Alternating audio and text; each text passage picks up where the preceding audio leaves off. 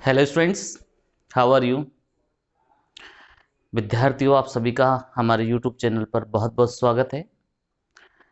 Students, आज की video lecture में हम आपको जो टॉपिक पढ़ाएंगे उस टॉपिक का नाम है प्रकाशिक समावयवता। स्टूडेंट्स, इस लेसन के हम पहले 3 वीडियो बना चुके हैं जिसमें हमने ज्यामितीय समावयवता को समझाया था, और आज हम आपको एक्सप्लेन करेंगे प्रकाशिक समावयवता। प्रकाशिक समावयवता।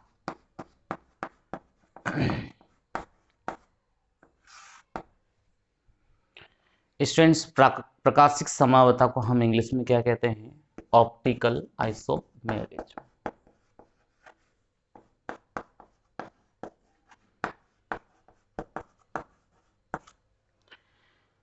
स्टूडेंट्स, एक वैज्ञानिक था लुईस पास्चर, नाम सुना होगा आप सभी ने। लुईस पास्चर ने वैज्ञानिक लुईस पास्चर ने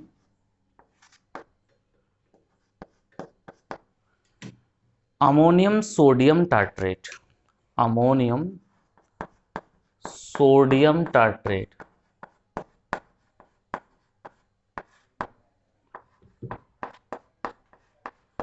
अमोनियम सोडियम टार्ट्रेट के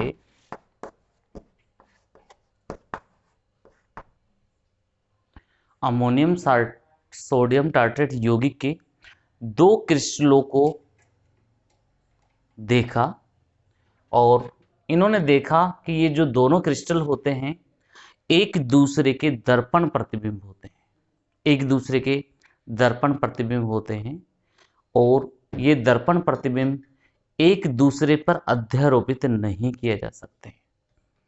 तो स्टूडेंट्स, लुईस पास्चर ने अमोनियम सोडियम टार्ट्रेट यौगिक को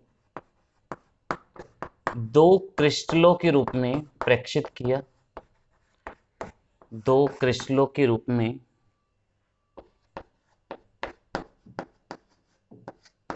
रूप में प्रेक्षित किया,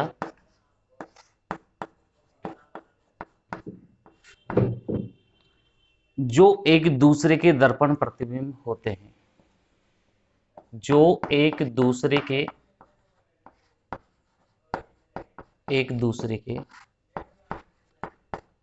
दर्पण प्रतिबिंब होते हैं,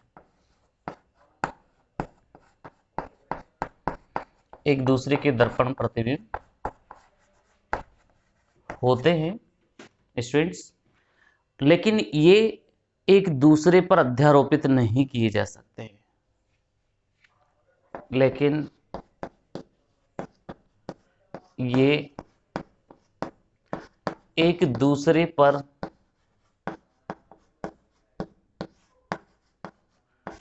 अध्यारोपित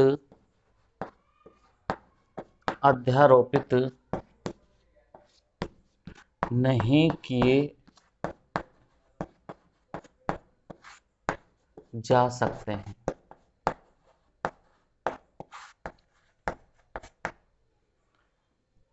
तथा इनमें समतल ध्रुवित प्रकाश को घूर्णित करने की क्षमता होती है। तथा इनमें समतल ध्रुवित प्रकाश के तल को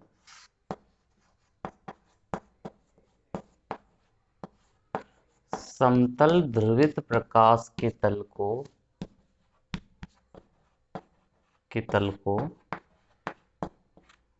घूर्णित करने की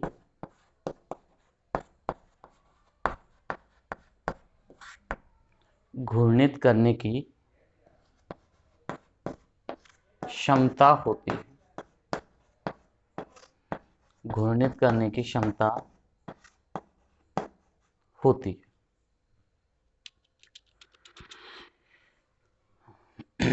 इन्हें प्रकाशिक समावयवी कहते हैं। इन्हें प्रकाशिक समावयवी कहते हैं।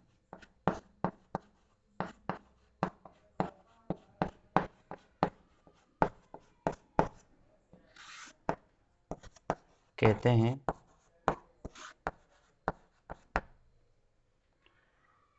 तथा यौगिकों तथा इस घटना को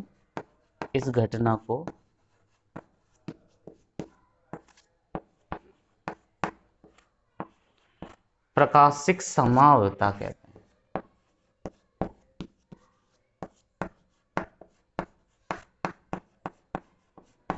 प्रकाशिक संभाव्यता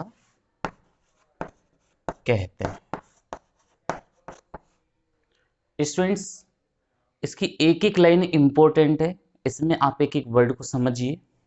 लुईस पास्चर ने ammonium sodium tartrate, first of all इस यौगिक का फॉर्मूला देखिए क्या होता है स्टूडेंट्स।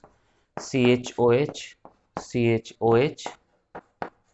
COONH4, ये अमोनियम आयन अपन ने ऐड कर दिया और यहाँ अपन ने सोडियम धनायन ऐड कर दिया, तो इसका नाम होता है सोडियम अमोनियम टार्टरेट। ये यौगिक है, इसके दो क्रिस्टल बनते हैं और ये क्रिस्टल एक दूसरे के दर्पण प्रतिबिंब होते हैं स्टूडेंट्स। ये क्रिस्टल एक दूसरे के दर्पण प्रतिबिंब होते हैं, लेकिन इनमें अध्यारोपण का गुण नहीं मिलता। स्टूडेंट्स, अध्यारोपण से क्या तात्पर्य होता है? अध्यारोपण से तात्पर्य ये होता है जैसे ये हमारे जो दोनों हाथ है एक दूसरे के दर्पण प्रतिबिंब है, लेकिन अगर आप इसको एक के ऊपर एक रखोगे तो ये एक के ऊपर एक, इसका अंगूठा इसके अंगूठे के ऊपर नहीं है, तो यानी कि ये एक दूसरे पर क्या है स्टूडेंट्स? अध्यारोपित नहीं होते। तो अगर एक दूसरे पर अध्यारोपित नहीं होते हो तो ऐसे जो यौगिक है या उनके विलयन है वो समतल ध्रुवित प्रकाश के तल को घूर्णित कर देते, घुमा देते हैं। तो ऐसे समावयवियों को हम किस नाम से जानेंगे? प्रकाशिक समावयवी के नाम से जानेंगे स्टूडेंट्स। और इस घटना को हम किस नाम से जानेंगे? प्रकाशिक समावता के नाम से जानेंगे। क्लियर है? डेफिनेशन क्लियर है?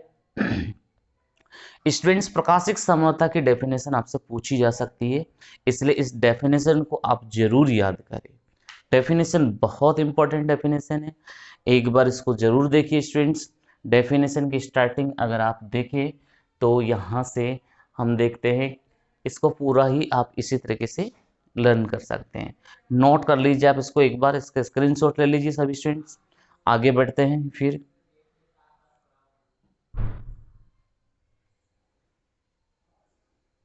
स्टूडेंट्स, इसमें एक टर्म यूज हुई है समतल ध्रुवित प्रकाश। ये क्या होता है थोड़ा इसको समझेंगे हम।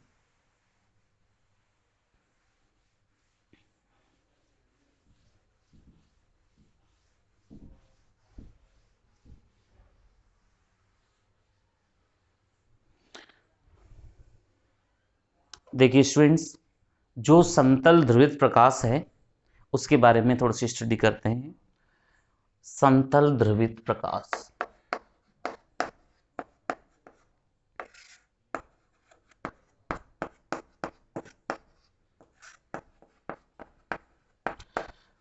आप सबको पता है कि प्रकाश एक विद्युत चुंबकीय तरंग है जिसकी अनुप्रस्थ तरंग प्रकृति होती है और ये प्रकाश 7 रंगों से मिलकर बना होता है, श्वेत प्रकाश जिसे अपन कहते हैं।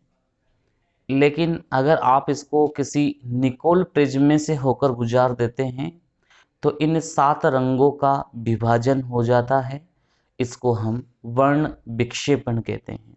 इसको हम क्या कहते हैं? वर्ण विक्षेपण कहते हैं।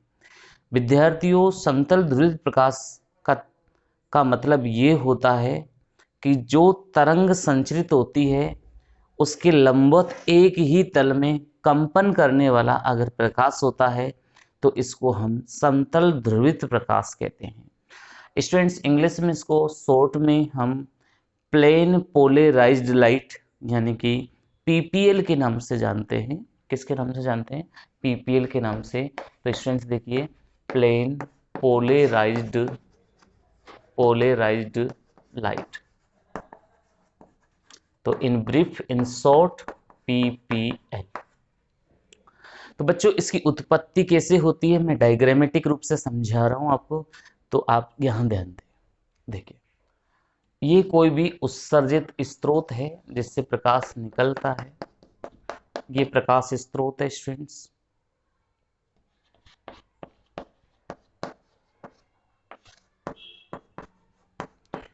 स्टूडेंट्स इससे उत्सर्जित जो प्रकाश है वो सभी दिशाओं में कंपित प्रकाश है। देखिए आप, ये एक वर्णी प्रकाश है स्टूडेंट्स, अभी ये 7 रंगों में विभाजित नहीं हुआ है। ये एक वर्णी प्रकाश है, मोनोक्रोमेटिक लाइट है, एक वर्णी प्रकाश, मोनोक्रोमेटिक लाइट। स्टूडेंट्स पहले इसको हम स्लिट में से होकर पास कर देते हैं। ये हमने यहाँ स्लिट लगा दिया, ये विभिन्न दिशाओं में उत्सर्जित होता तो हमने किसी एक पर्टिकुलर द्वारक से, स्लिट से होकर हमने उसको पास किया, तो वो एक वर्णी प्रकाश यहाँ पर हमको मिला। प्रकाश स्रोत को हम शॉर्ट में सोर्स ऑफ लाइट एस से बताते हैं। एक वर्णी प्रकाश को इंग्लिश में मोनोक्रोमेटिक लाइट कहते हैं, इसलिए एम से बता देते हैं। तो स्टूडेंट्स इसके बाद में हम इस प्रकाश को जो पास करेंगे वो पास करेंगे निकोल प्रिज्म में से। वैज्ञानिक निकोलसन था, उसने 2 समकोण प्रिज्म को आपस में एक कनाडा बाल्सम नाम की सीमेंट है उससे जोड़कर ये बनाया है, इसलिए उनके सम्मान में इसका जो नाम रखा गया है स्टूडेंट्स, निकोल प्रिज्म रखा गया है। ये निकोल प्रिज्म है स्टूडेंट्स। जब निकोल प्रिज्म में से ये प्रकाश पास होता है, एन में से ये पास होता है, तो ये देखिए किस तरीके से हमको अब जो प्रकाश मिलेगा वो एक ही तल में, ये तरंग संचरण की दिशा है, इस तल के लंबवत, ऐसे इस तल के लंबवत कंपन करने वाला प्रकाश हमको मिलेगा। तो तरंग संचरण की दिशा के लंबवत कंपन करने वाला प्रकाश समतल ध्रुवित प्रकाश कहलाता है। तो स्टूडेंट्स ये समतल ध्रुवित प्रकाश है, ये समतल ध्रुवित प्रकाश है। विद्यार्थियों इस समतल ध्रुवित प्रकाश को जब आप किसी भी यौगिक जो प्रकाशिक समावता दर्शाता है, अगर उसमें आप प्रवाहित करते हो, स्टूडेंट्स जो यौगिक प्रकाश के तल को घूर्णित कर सकता है वो एक ध्रुवण घूर्णक यौगिक होता है। जैसे ही ये समतल ध्रुवित प्रकाश इस यौगिक के विलयन में प्रवेश करता है तो ये यौगिक प्रकाश के तल को या तो दाईं दिशा में घुमा सकता है या इसको ये बाईं दिशा में घुमा सकता है, या तो दाईं दिशा में घुमा सकता है इस ये यौगिक का विलयन, या बाईं दिशा में घुमा सकता है, या तो घड़ी की सुई की दिशा में घुमा सकता है बच्चों, या घड़ी की सुई की दिशा के विपरीत घुमा सकता है। तो ऐसा लग रहा है कि ये जो दोनों यौगिक के विलयन हैं एक दूसरे के दर्पण प्रतिबिंब हो, एक दूसरे के क्या बन रहे हो, दर्पण प्रतिबिंब बन रहे हो। स्टूडेंट्स जब समतल ध्रुवित प्रकाश का तल इस यौगिक के विलयन द्वारा घड़ी की सुई की दिशा में घुमाया जाता है तो यह यौगिक दक्षिण ध्रुवण घूर्णक यौगिक कहलाता है, दक्षिण ध्रुवण घूर्णक यौगिक कहलाता है। विद्यार्थियों इस यौगिक को हम स्मॉल डी या प्लस से प्रदर्शित करते हैं, स्मॉल डी या प्लस से प्रदर्शित करते हैं। विद्यार्थियों इसके जस्ट अपोजिट जो यौगिक का विलयन समतल ध्रुवित प्रकाश के तल को घड़ी की सुई की दिशा के विपरीत यानी कि बाईं ओर घुमाता है, हम ऐसे यौगिक को वाम ध्रुवण घूर्णक यौगिक या लीवो रोटेटरी, वाम ध्रुवण घूर्णक यौगिक यानी कि लीवो रोटेटरी कहते हैं। इसको बच्चों स्मॉल एल या माइनस से प्रदर्शित करते हैं। और स्टूडेंट्स ये दोनों जो समावेवी है एक दूसरे के दर्पण प्रतिबिंब है और ये एक दूसरे पर अध्यारोपित नहीं होते हैं, एक दूसरे पर अध्यारोपित नहीं होते। क्लियर है सभी बच्चों को समतल ध्रुवित प्रकाश का मतलब क्या हो गया? क्लियर है? तो स्टूडेंट्स सबसे पहले आप टॉपिक डालिए समतल ध्रुवित प्रकाश, और इसको इंग्लिश में आप लिखेंगे प्लेन पोलराइज्ड लाइट, शॉर्ट में लिखेंगे पीपीएल, शॉर्ट में लिखेंगे पीपीएल। इसके बारे में लिखिए स्टूडेंट्स, वह प्रकाश जो तरंग संचरण की दिशा के लंबवत एक ही तल में कंपन करता है, एक ही तल में कंपन करता है, समतल ध्रुवित प्रकाश कहलाता है, समतल ध्रुवित प्रकाश कहलाता है। बच्चों नेक्स्ट लाइन से लिखना, जब समतल ध्रुवित प्रकाश किसी यौगिक के विलयन में से प्रवाहित किया जाता है, किसी यौगिक के विलयन में से प्रवाहित किया जाता है, तो समतल ध्रुवित प्रकाश का तल यदि घड़ी की सुई की दिशा में, यदि घड़ी की सुई की दिशा में घूर्णित कर दिया जाए, तो ऐसे यौगिक के विलयन को दक्षिण ध्रुवण घूर्णक यौगिक कहते हैं, जिसे स्मॉल डी या प्लस से प्रदर्शित करते हैं, जिसे स्मॉल डी या प्लस से प्रदर्शित करते हैं।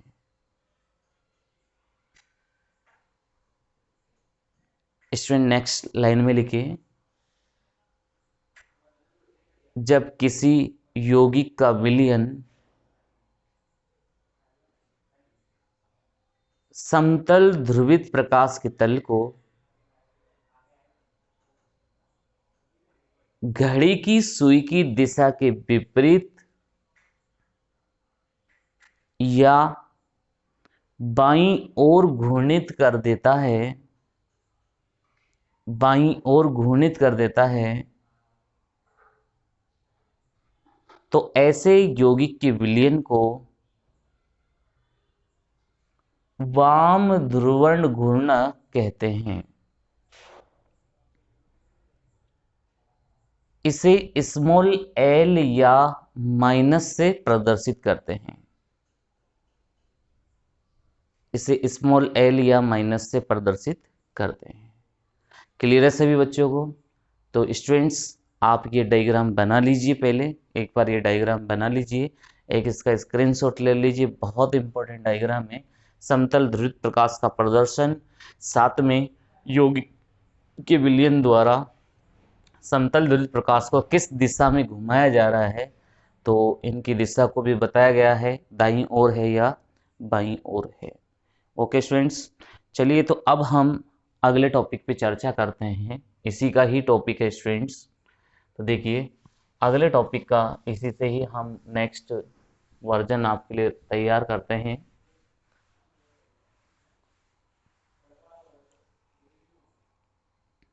छोटी छोटी बातें जो कि बहुत इंपॉर्टेंट होती है, जैसे बच्चों हमसे क्वेश्चन पूछा जा सकता है कि ध्रुवण घूर्णक यौगिक किसे कहते हैं,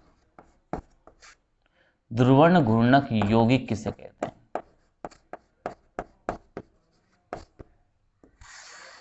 पहला क्वेश्चन क्या बन सकता है इन छोटी छोटी बातों से, ध्रुवण घूर्णक यौगिक किसे कहते हैं।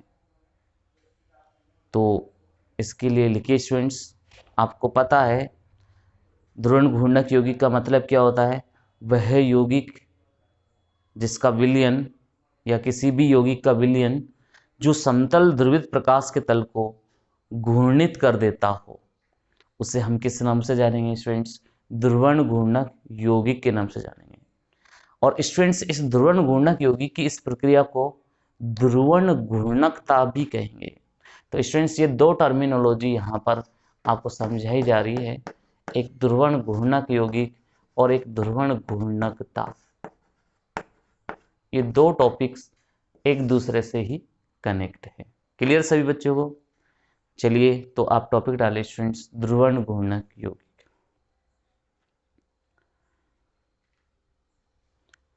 किसी यौगिक का वह विलयन जो समतल ध्रुवित प्रकाश के तल को घूर्णित कर देता है उसे ध्रुवण घूर्णक यौगिक कहते हैं। उसे ध्रुवण घूर्णक यौगिक कहते हैं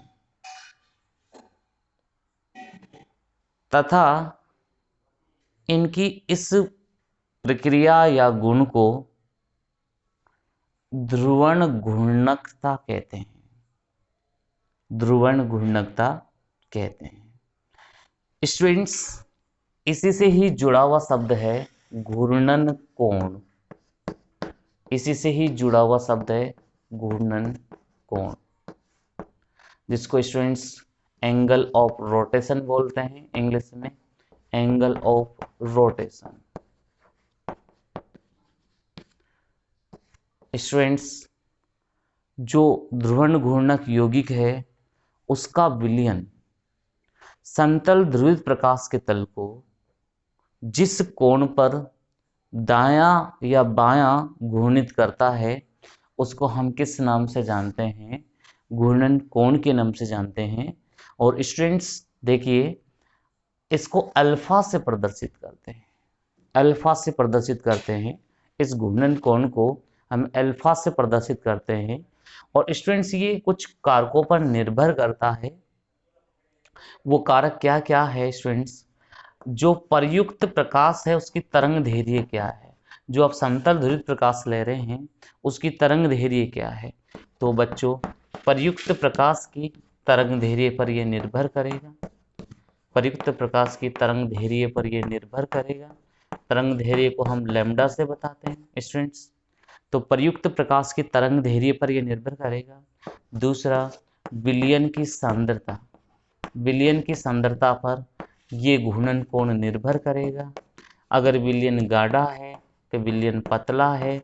गाढ़ा है तो घूर्णन कोण थोड़ा कम होगा, पतला है यानी कि तनु है तो घूर्णन कोण का मान बढ़ जाएगा। तीसरा पॉइंट, विलयन का ताप। कम ताप पर घूर्णन कम होगा, घूर्णन कोण कम प्राप्त होगा। ज़्यादा ताप पर घूर्णन ज़्यादा प्राप्त होगा। तो विलयन का ताप भी घूर्णन कोण को प्रभावित करता है। ताप को T से बताएंगे, सांद्रता को C से बताएंगे। स्टूडेंट्स, जो समतल ध्रुवित प्रकाश विलयन में जो दूरी तय करता है उस पर भी डिपेंड करता है। तो ध्रुवित प्रकाश द्वारा विलयन में तय की गई दूरी, ध्रुवित प्रकाश द्वारा विलयन में तय की गई दूरी, विलयन में तय की गई दूरी। स्टूडेंट्स, इस दूरी को जिससे बताते हैं उसको L से बताते हैं और ये दूरी डेसीमीटर में मापी जाती है। ये दूरी किस में मापी जाएगी स्टूडेंट्स? डेसीमीटर में मापी जाएगी। स्टूडेंट्स, पांचवा फैक्टर है जो आप विलायक ले रहे हैं, जो भी आप विलायक ले रहे हैं और जो भी पदार्थ आप यूज कर रहे हैं उसकी प्रकृति कैसी है। तो विलायक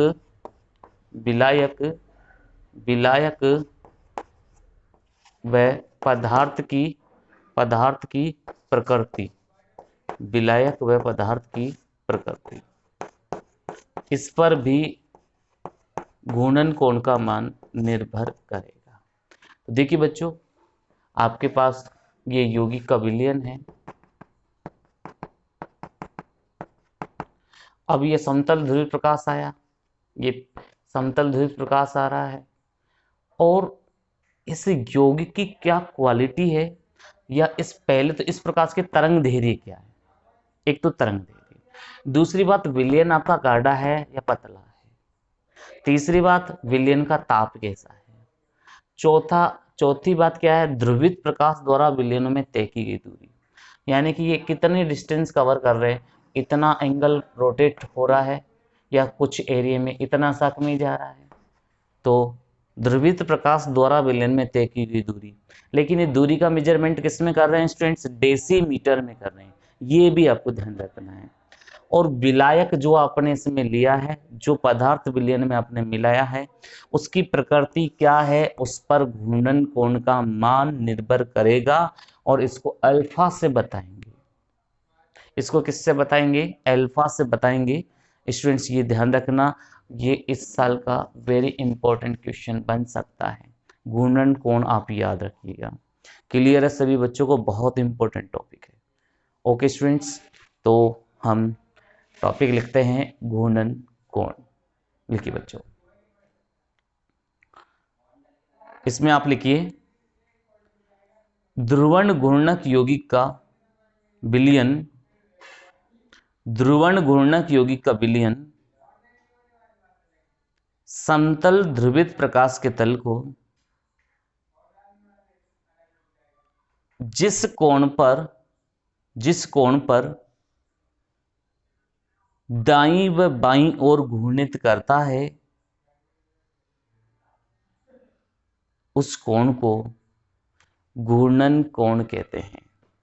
उस कोण को घूर्णन कोण कहते हैं जिसे अल्फा से प्रदर्शित करते हैं, अल्फा से प्रदर्शित करते हैं। इस घूर्णन कोण का मापन ध्रुवण मापी द्वारा किया जाता है।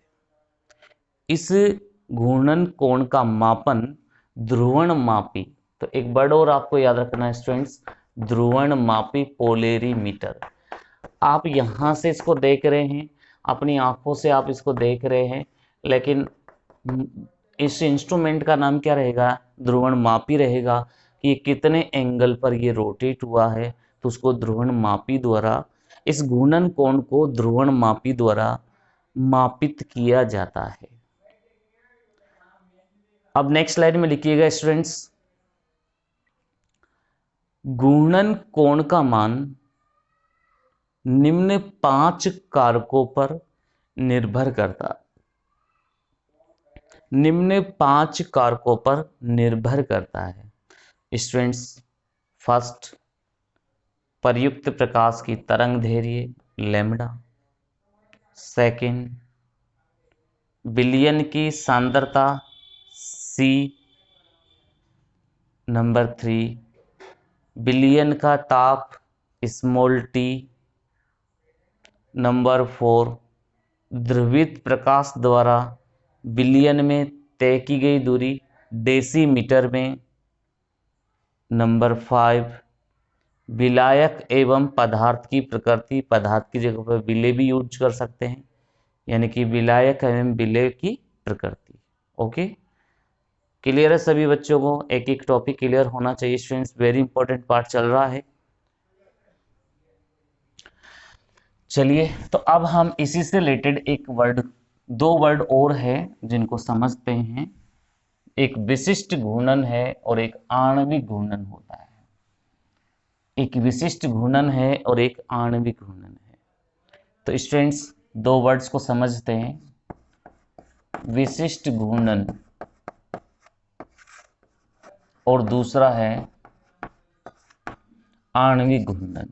ये क्या होते हैं students, specific angle of rotation और मॉलिक्यूलर एंगल ऑफ रोटेशन या मॉलिक्यूलर रोटेशन। स्टूडेंट्स विशिष्ट घूर्णन का मतलब क्या होता है, किसी यौगिक की जो घूर्णन शक्ति होती है उसको विशिष्ट घूर्णन के रूप में प्रदर्शित किया जाता है। तो विशिष्ट घूर्णन क्या है, क्योंकि विशिष्ट बात आ रही है, तो किसी यौगिक के विलयन की, किसी यौगिक के विलयन की, किसी यौगिक के विलयन की घूर्णन शक्ति को, घूर्णन शक्ति को इसमें ये वर्ड रखना है आप, रोटेटिंग कैपेसिटी, रोटेटिंग पावर, घूर्णन शक्ति को विशिष्ट घूर्णन कहते हैं। विशिष्ट घूर्णन, स्पेसिफिक रोटेशन कहते हैं। बच्चों इसको जिस सूत्र से दर्शाते हैं वो सूत्र देखिए, अल्फा लोअर लिमिट लैम्डा और अपर लिमिट टी, निम्न सीमा लैम्डा और टी के रेस्पेक्ट में, इक्वल टू होता है प्रेक्षित घूर्णन कोण डिवाइड बाई एल इंटू सी। बच्चों आपकी बुक्स में मिसप्रिंट हो चुका है, यहाँ प्लस दे रखा है जबकि यहाँ सी आएगा, इस चीज का भी आपको ध्यान रखना है। तो स्टूडेंट्स अल्फा क्या है, यहाँ पर प्रेक्षित घूर्णन कोण है, प्रेक्षित घूर्णन कोण जो ध्रुवणमापी द्वारा मेजर किया जा चुका है। और एल क्या है, ध्रुवित प्रकाश द्वारा विलयन में तय की गई दूरी, ध्रुवित प्रकाश द्वारा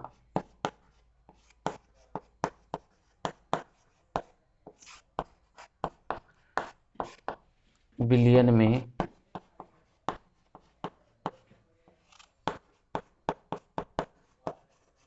तय की गई दूरी।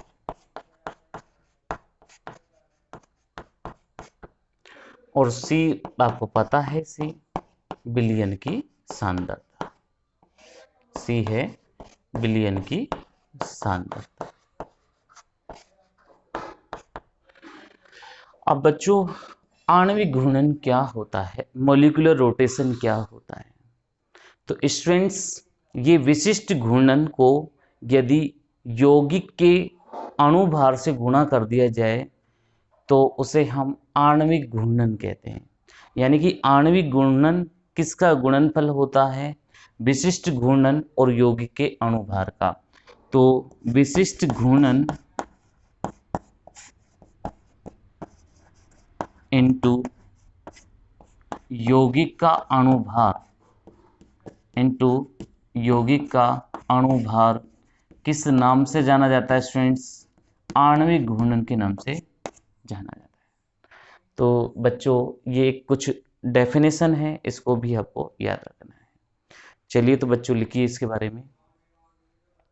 पहला टॉपिक आप डाल लीजिए विशिष्ट घूर्णन, इसमें आप लिखिए किसी यौगिक के विलयन की घूर्णन शक्ति को ही विशिष्ट घूर्णन कहते हैं। आप ये फॉर्मूला लिख लीजिए और इसमें अल्फा, एल और सी क्या है ये तीनों नोट कर लेंगे। इन तीनों को आप ऐसे कैसे नोट कर लीजिएगा। और इसके बाद में लिखिए आणविक घूर्णन, इसके बाद में आपको क्या लिखना है स्टूडेंट्स, आणविक घूर्णन।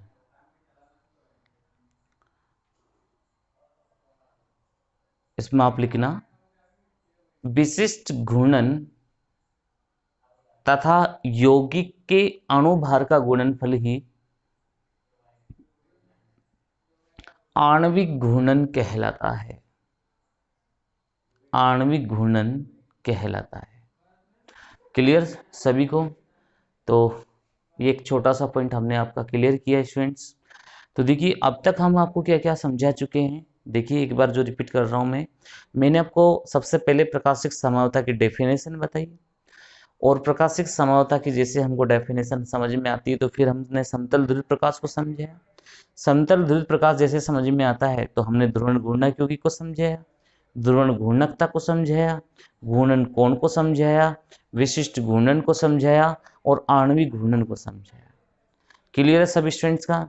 एक एक पॉइंट्स क्लियर होना चाहिए बच्चों, बहुत इंपॉर्टेंट चैप्टर चल रहा है।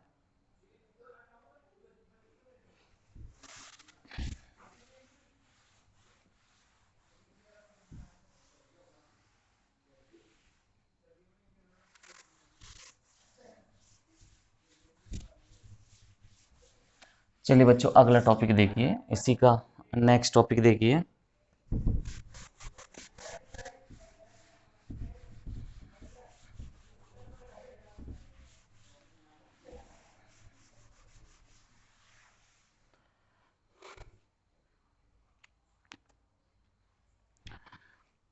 सममिति के तत्व,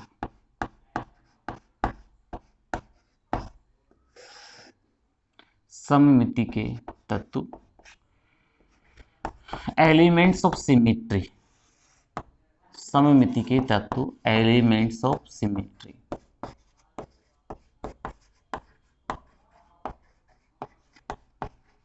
स्टूडेंट्स, जिस भी यौगिक में ये सममिति के तत्व मिलेंगे उनमें प्रकाशिक समावता का गुण नहीं मिलेगा। सममिति के तत्व अगर किसी भी यौगिक में उपस्थित होते हैं, किसी भी प्रकाशिक समावयवी में, प्रकाशिक समावयवी तो नहीं कहेंगे क्योंकि किसी भी यौगिक में अगर उपस्थित है तो वह यौगिक प्रकाशिक समावता प्रदर्शित नहीं करेगा। तो स्टूडेंट्स, प्रकाशिक समावता दर्शाने के लिए शर्त क्या हो गई कि उस यौगिक या अणु में सममिति का एक भी तत्व उपस्थित नहीं होना चाहिए। स्टूडेंट्स, ये सममिति के तत्व मुख्यतः 3 होते हैं। ये सममिति के तत्व मुख्यतः 3 होते हैं। हम एक एक के बारे में जानकारी लेते हैं। स्टूडेंट्स, तीनों कौन कौन से हैं? पहला है सममिति का तल, सममिति का तल। इंग्लिश में स्टूडेंट्स इसको बोलते हैं plane of symmetry, plane of symmetry, यानी कि पोस। किससे रिप्रेजेंट करेंगे शॉर्ट में? POS, POS, plane of symmetry. Clear students? Second है, दूसरा सममिति का तत्व है बच्चों सममिति अक्ष,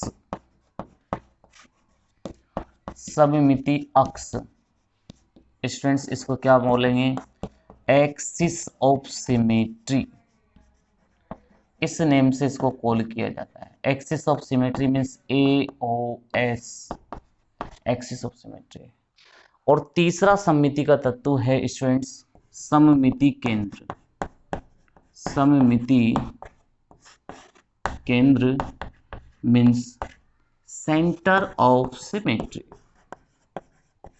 सेंटर ऑफ सिमेट्री, इस नेम से यानी कि COS के नेम से इसको कॉल करेंगे। बहुत इंपॉर्टेंट टॉपिक बच्चों, बहुत इंपॉर्टेंट है और ऐसे समझ में भी बहुत आसानी से आएगा।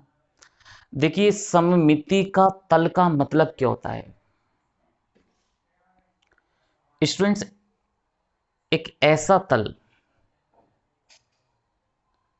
जिससे अणु को 2 बराबर भागों में बांटा जा सके और दोनों भाग एक दूसरे के दर्पण प्रतिबिंब होते हो, दोनों भाग एक दूसरे के दर्पण प्रतिबिंब होते हो, सममिति का तल कहलाता है। स्टूडेंट्स, एग्जाम्पल से आप उसको समझिए। अल्फाबेट में आप जानते हैं A फॉर एप्पल और B फॉर बेबी,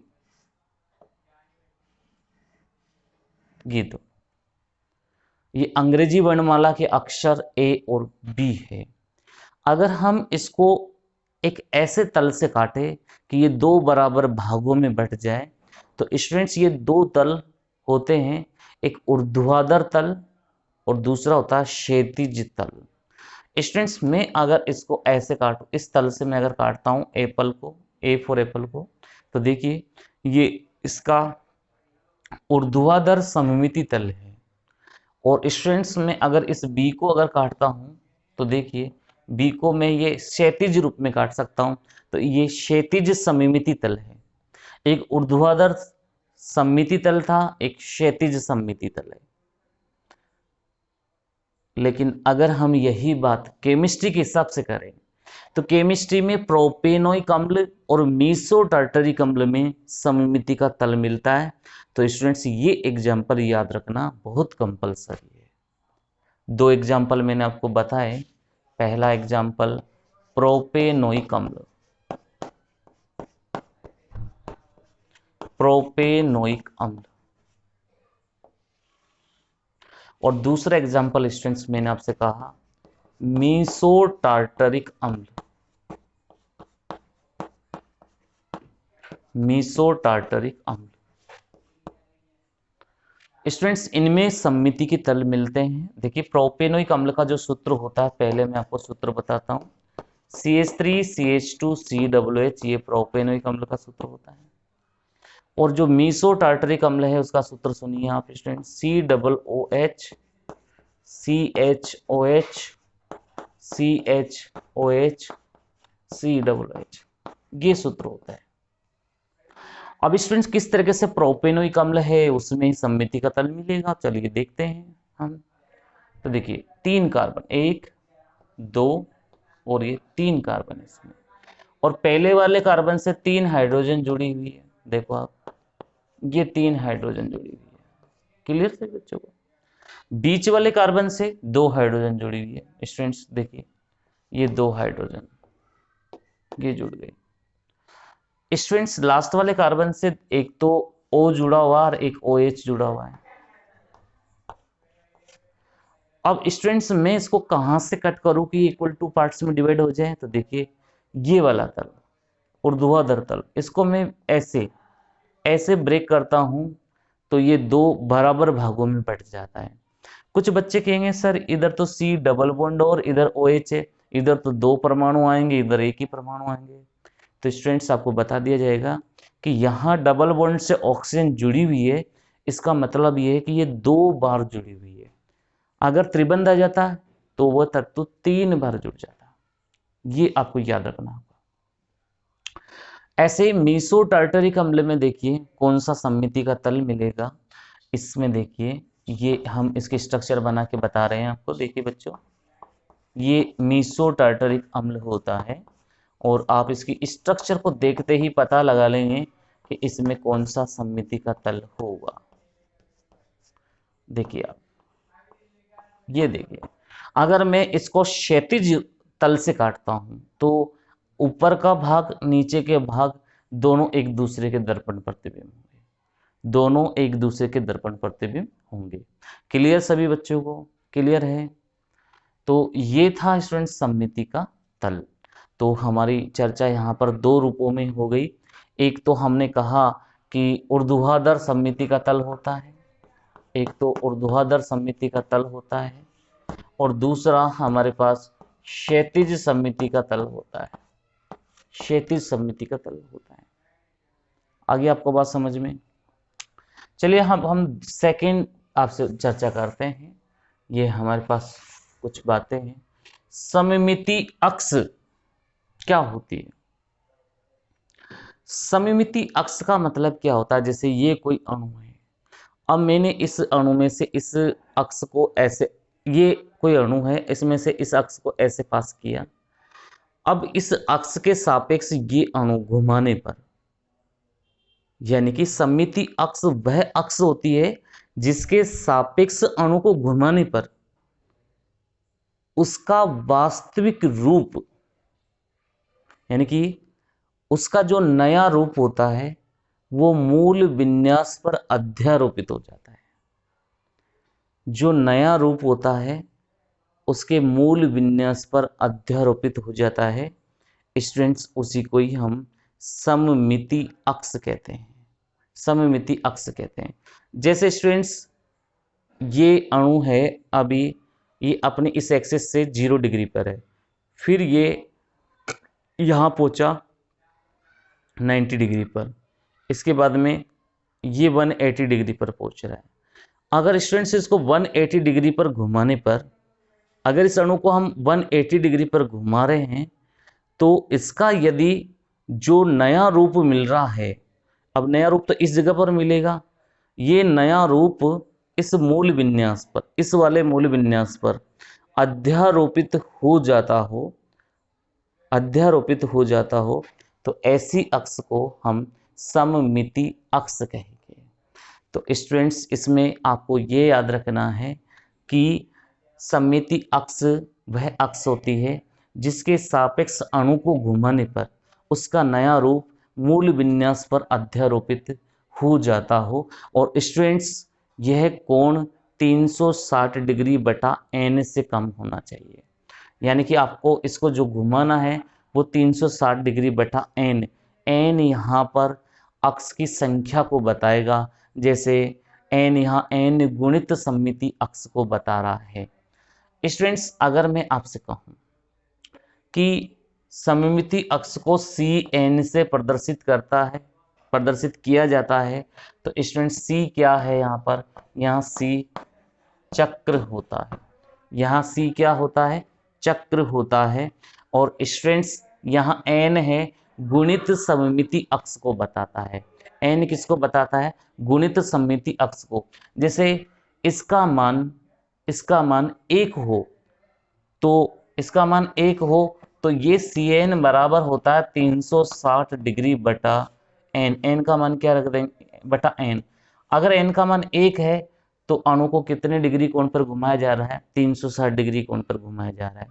मैंने कहीं पर लिखा C2, तो C2 का मतलब क्या हुआ? 360 डिग्री बटा 2। मतलब किसी भी अणु को किसी अक्ष के सापेक्ष 180 डिग्री की कोण पर घुमाते हैं तो उसका नया रूप मूल रूप पर अध्यारोपित हो जाता है, और ऐसी अक्ष को हम द्विगुणित सममिति अक्ष कहते हैं। ऐसी अक्ष को हम किस नाम से जानते हैं? द्विगुणित सममिति अक्ष के नाम से जानते हैं। स्टूडेंट्स, जल में, पानी में द्विगुणित सममिति अक्ष मिलती है। यही क्वेश्चन 2019 में पूछा था। देखिए H2, जैसा आप सभी जानते हैं जल के बारे में, ये H2 होता है। मैं दो तरह के H है, तो एक को A एक को मैं B बता देता हूँ। और स्टूडेंट्स, इस अणु को इस अक्ष के सापेक्ष ऐसे घुमाते हैं। अब इसको घुमाते हैं और 180 डिग्री के कोण पर अगर घुमाते हैं तो ये इसका मूल विन्यास है, ये इसका मूल विन्यास है, और ये हमको इसका नया विन्यास प्राप्त होगा। ये हमको नया विन्यास प्राप्त होगा, ये हमको नया विन्यास प्राप्त होगा। तो स्टूडेंट्स, ये 180 डिग्री के कोण पर घुमाने पर इसका जो नया विन्यास है ये मूल विन्यास पर अध्यारोपित हो जाता है। अगर वापस आप इसको 180 डिग्री के कोण पर घुमा देंगे तो ये घटना हमको इस रूप में वापस प्राप्त हो जाएगी। तो स्टूडेंट्स, इसमें जल में द्विगुणित सममिति अक्ष मिलती है। यही क्वेश्चन बोर्ड एग्जाम में पूछा गया था कि जल के अणु में सममिति अक्ष किस प्रकार की होती है और उसका घूर्णन कोण का मान कितना होता है। तो आंसर था द्विगुणित सममिति अक्ष, और जो कोण था वो था 180 डिग्री का कोण था। क्लियर सभी बच्चों को? तो आप सममिति अक्ष के बारे में इसका याद रखिए। एक बात और आप याद रखें, इसमें अमोनिया अणु में जो सममिति अक्ष होती है वो त्रिगुणित सममिति अक्ष होती है। मतलब अणु को अब कितने अक्ष कोण पर घुमाना चाहिए? 360 डिग्री बटा 3, मतलब 120 डिग्री के कोण पर घुमाने पर अमोनिया अणु का जो नया विन्यास होगा वो मूल विन्यास पर अध्यारोपित हो जाएगा। क्लियर सभी बच्चों को? बहुत स्पेसिफिक पॉइंट चल रहा है। अब हम आपसे चर्चा कर लेते हैं बच्चों सममिति केंद्र। सममिति केंद्र क्या होता है? स्टूडेंट्स, ये किसी भी अणु में मध्य में स्थित एक काल्पनिक केंद्र होता है। किसी भी अणु में उपस्थित एक काल्पनिक केंद्र होता है जिसके मध्य से खींची गई रेखा, जिसके मध्य से गुजरने वाली रेखा कि दोनों ओर स्थित परमाणु इस केंद्र से, इस बिंदु से एक समान दूरी पर स्थित होते हैं। एक समान दूरी पर स्थित होते हैं स्टूडेंट्स, एक समान दूरी पर स्थित होते हैं। तो मैं कुछ एग्जांपल्स आपको देता हूं तो आपको क्लियर समझ में आ जाएगा। आपने अंग्रेजी वर्णमाला का अक्षर एस देखा है, तो इसका ये पॉइंट देखिए, इससे अगर मैं लाइन पास करता हूं, एक रेखा खींचता हूं, तो ये दोनों पॉइंट इससे एक समान दूरी पर स्थित होते हैं। स्टूडेंट्स, अगर मैं ऐसे लंबवत ऐसे पास करूं तो इस लाइन के दोनों एंड पॉइंट पर जो इस केंद्र से दूरी है वो दूरी सेंटर ऑफ सिमेट्री यानी कि सममिति केंद्र को दर्शाती है। स्टूडेंट्स, आप केमिस्ट्री के अंदर इसका एग्जांपल ले तो देखिए, इसका एग्जांपल एथीन और बेंजीन। एथीन और बेंजीन में इस तरह की घटना देखने को मिल सकती है। देखिए बच्चों, एथीन का फॉर्मूला प्रत्येक बच्चा जानता है, ऐसे ऐसे, ये ethene CH2 CH2 CH2। Clear सभी बच्चों को? अब इसमें इस पॉइंट से इस पॉइंट से पास होने वाली ये जो लंबवत रेखाएं हैं, इसके दोनों ओर स्थित परमाणु ये एक समान दूरी पर है। देखिए एक समान दूरी पर स्टूडेंट्स ये इक्वल डिस्टेंस कवर कर रहे हैं एथीन अणु। सेम एज बेंजीन को भी देख लीजिए, बेंजीन में भी बिल्कुल ऐसी कैसे ही हम काल्पनिक केंद्र सममिति केंद्र को देखेंगे। बिल्कुल देखिए आप, ये आपकी बेंजीन होती है, आप सबको पता है। अब इस पॉइंट से पास होने वाली रेखा है, देखिए आप, ये पास हो गई। इस पॉइंट से देखिए आप, ऊपर से नीचे ये पास हो गई। इससे आप देखिए ये पास हो गई, यानी कि इक्वल डिस्टेंस पर है सभी। क्लियर है सभी बच्चों को? ओके स्टूडेंट्स, चलिए तो आप इसका एक बार स्क्रीनशॉट ले लीजिए, बहुत अच्छा क्लियरिफिकेशन है। ओके, तो आप टॉपिक डाल लीजिए सममिति के तत्व। तो आप लिखिए इसके बारे में, वे तत्व जो अणु की सममिति को दर्शाते हैं सममिति के तत्व कहलाते हैं। यदि अणु में इनमें से कोई एक भी तत्व उपस्थित होगा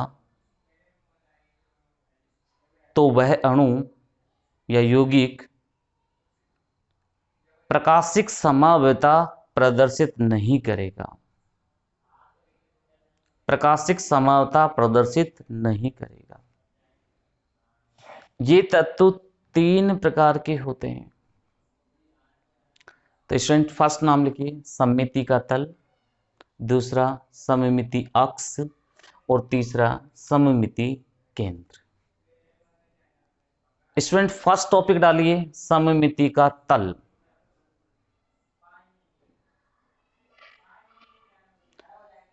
जिसको इंग्लिश में प्लेन ऑफ सिमेट्री कहते हैं। इसमें आप लिखिए बच्चों, किसी अणु में उपस्थित वह तल जिस तल से अणु को दो बराबर भागों में बांटा जा सकता हो तथा दोनों भाग एक दूसरे के दर्पण प्रतिबिंब होते हो, सममिति का तल कहलाता है। स्टूडेंट नेक्स्ट लाइन से लिखना, ये तल ऊर्ध्वाधर व क्षैतिज प्रकार के होते हैं। जैसे अंग्रेजी वर्णमाला के अक्षर ए तथा बी में क्रमशः ऊर्ध्वाधर व क्षैतिज सममिति तल मिलते हैं। ये दोनों तल आप बना लीजिए, ऊर्ध्वाधर और क्षैतिज सममिति तल। फिर नेक्स्ट लाइन में लिखना,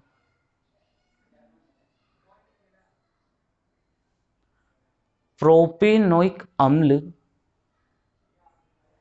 तथा मीसोटार्टरिक अम्ल में भी क्रमशः ऊर्ध्वाधर व क्षैतिज सममिति तल मिलता है। स्टूडेंट्स ये क्वेश्चन आ सकता है मीसोटार्टरिक अम्ल का, ध्यान रखिए, वेरी इंपॉर्टेंट है। तो स्टूडेंट्स इन दोनों एग्जाम्पल्स को आप नोट कर लीजिए।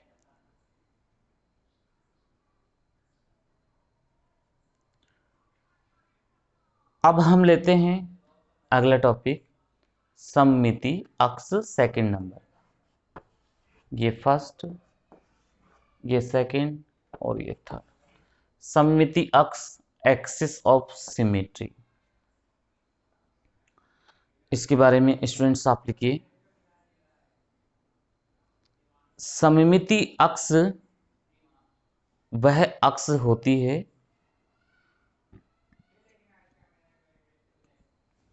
जिसके सापेक्ष अणु को घुमाने पर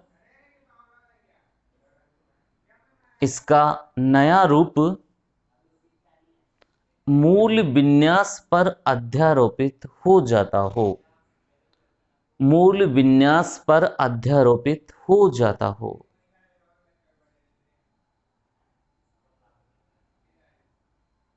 इसे CN से प्रदर्शित करते हैं, जहां C का तात्पर्य चक्र से होता है तथा N गुणित सममिति अक्ष को दर्शाता है।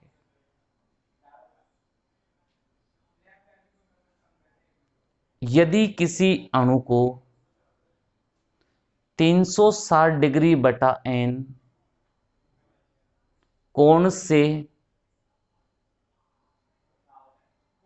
घुमाते हैं तो उसका नया रूप मूल विन्यास पर अध्यारोपित हो जाता है। इसे N गुणित सममिति अक्ष कहते हैं। जैसे जल में द्विगुणित सममिति अक्ष होती है, जैसे जल में द्विगुणित सममिति अक्ष होती है, इसमें अणु को 180 डिग्री की कोण पर घुमाने पर उसका नया रूप मूल विन्यास पर अध्यारोपित हो जाता है। स्टूडेंट्स, आप इसको बना लीजिए ऐसे कैसे। ये वाला एग्जाम्पल रोटेशन वाला, H2 180 डिग्री कोण, फिर ये ध्यान रखना ये A है, ये B है, तो ये B है, ये A है, अपोजिट करना है, ध्यान रखिएगा इसका। और फिर नेक्स्ट लाइन में लिखना, इसी प्रकार अमोनिया में त्रिगुणित सममिति अक्ष पाई जाती है। क्लियर सभी बच्चों को? अब हम बच्चों तीसरा टॉपिक लेते हैं, सममिति केंद्र, सेंटर ऑफ सिमेट्री। तो बच्चों सबसे पहले हम इसकी डेफिनेशन लिखेंगे। किसी अणु के मध्य में उपस्थित वह काल्पनिक केंद्र जिसमें से लंबवत रेखाएं गुजरने पर उसके दोनों ओर के परमाणु इस केंद्र से समान दूरी पर स्थित होते हैं, तो यह केंद्र सममिति केंद्र कहलाता है। जैसे अंग्रेजी वर्णमाला का अक्षर S। स्टूडेंट्स, S को बना लीजिए। फिर लिखना, एथीन व बेंजीन में भी सममिति का केंद्र मिलता है। तो स्टूडेंट्स, ये दोनों आप बनाएंगे, एथीन और बेंजीन, इन दोनों को बना लीजिए। क्लियर सभी बच्चों को? तो स्टूडेंट्स, आज का हमारा ये टॉपिक समाप्त होता है। अगर स्टूडेंट्स आपको हमारा वीडियो पसंद आ रहा है तो प्लीज़ आप हमारी वीडियो को लाइक करिए, शेयर करिए, सब्सक्राइब करिए और इसी तरीके से आप हमारे वीडियो देखते रहिए। हम हर टॉपिक के बोर्ड पैटर्न के हिसाब से वीडियो बनाते हैं, जिससे आप completely step by step notes बना सकते हैं। तो मैं आपसे उम्मीद करूंगा कि आप हमारे प्रत्येक वीडियो को देखें और लाइक करिए, शेयर करें और सब्सक्राइब करें। ओके स्टूडेंट्स, धन्यवाद आप सभी का। Thank you everyone for watching my video. Thank you.